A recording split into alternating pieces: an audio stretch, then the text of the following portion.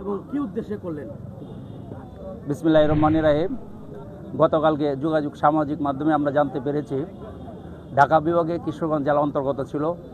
খুব সম্ভবত 15 সালে একটা আন্দোলন হয়েছিল।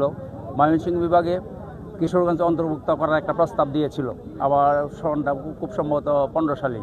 তখন আমরা আন্দোলনের মাধ্যমে সাধারণ লোকজনকে নিয়ে জেলা বিএনপির মাধ্যমে আমরা কঠোর অবস্থান নিয়েছি। 13 উপজেলার মাধ্যমে আমরা আন্দোলনের মাধ্যমে আমরা ঢাকা বিভাগে সম্পৃক্ত হয়েছিলাম, অন্তর্ভুক্ত হয়েছিলাম।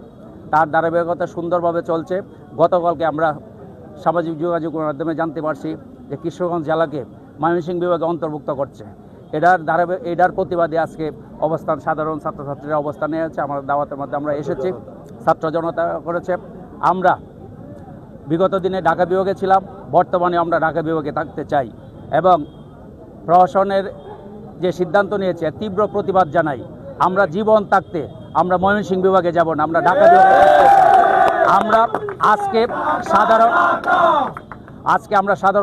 আমরা সাধারণ জানান দিয়েছি যে আমরা ঢাকা বিভাগে থাকতে চাই।